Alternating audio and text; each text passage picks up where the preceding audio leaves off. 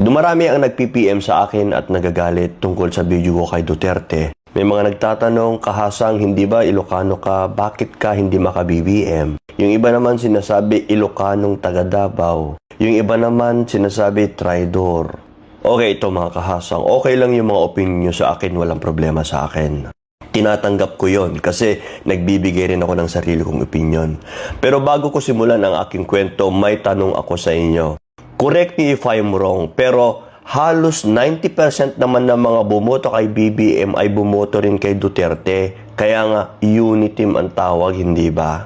So, iisa lang naman dati yan magkakampi naman di ba? Kung ano man yung rason, wag na nating isa-isahin, magkakaroon lang tayo ng mga arguments, okay? Ito ang kwento ko. Simula pagkabata, kapag napag-uusapan ng politika sa amin, walang makakatalo kay Ferdinand Marcos Sr. Isa ako sa umanga sa kanya kahit hindi ko siya naabutan.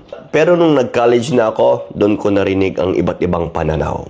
Lalo na ang mga aktivista.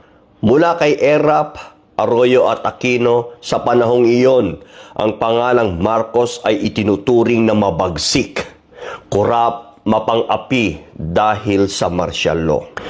Ngunit para sa aming mga Ilocano, iba ang version ng kwento.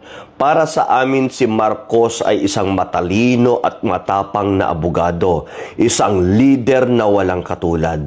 Na hanggang ngayon, ganun pa rin ang tingin ko sa kanya. Kahit anong sabihin ng iba na paninira, martial law, maraming pinatay, maraming kinurakot. Guys, meron din akong sariling pagre-research kahit hindi ko siya inabutan.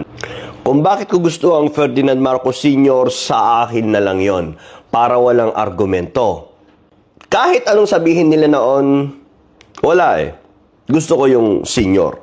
Noon pa man, sinabi ko sa sarili ko na someday may tatayong Marcos ulit para linisin ang pangalan ni Ferdinand Marcos Sr. at yung pamilya nila. At dumating nga ang araw na yon, naging senador si BBM. At bilang taga-Norte, naniniwala ako na siya ang muling magbabangon sa pangalan ng mga Marcos. Tumakbo siya bilang vice-presidente, ngunit hindi siya pinalad. Sa panahong iyon, si Duterte ang naging pangulo at sa wakas, naipalibing na rin si Ferdinand Marcos Sr. sa libingan ng mga bayani. Sa dami ng dumaan na presidente, si Duterte lang ang nakagawa noon. Fast forward tayo at si BBM na ang pangulo natin ngayon kasama ang mga Duterte. Pero bakit ako nadismaya? Noong unang taon niya, medyo nadismaya na ako. Nang makita kong ang mga kasama niya sa kampanya ay nagsialisan at yung iba naman, siya mismo ang nagtanggal. Sabi ko noon, siguro strategy niya ito para mas lalong mapaayos niya yung administrasyon niya. Hanggang umabot na nga sa kaso ni Duterte na kinuha ng Interpol. At lalo akong nadismaya nung marinig ko ang kanyang rason. Kailangan nating pagbigyan ang Interpol para kapag tayo naman ang may kailangan, tutulungan nila tayo. Para sa akin, ito ay isang kilos ng isang leader na traidor at mahina. Pasensya na, pero ito ang opinion ko.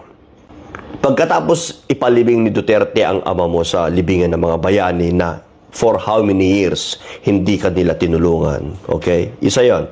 Pangalawa, bago siya naging pangulo, okay, kumampi siya kay Duterte, sa mga Duterte. Dapat kung alam mong maraming kaso yan, kung talagang mamamatay tao yan, hindi ka na kumampi sa kanya. Anong ibig mo lang sabihin? Kumampi ka sa kanya noon para kumuha ng boto. After that, ngayon, parang tapos na tayo. Okay? Pwede na kitang ipamigay. Anong tawag mo doon? Kung talaga may paninindigan ka. Dapat noon pa lang, hindi ako kakampi sa'yo dahil mamamatay tao ka. Diba? Marami kang kaso sa war on drugs. Diba? Bago ko tapusin ang video, gusto kong iwanan sa inyo ito. Dala natin ang pamana ng ating mga ninuno, mabuti man o masama. Ngunit kung hindi mo gusto ang iniwang pamana at ayaw mong mamuhay ayon dito, kumilos ka at baguhin ito sa sarili mong henerasyon.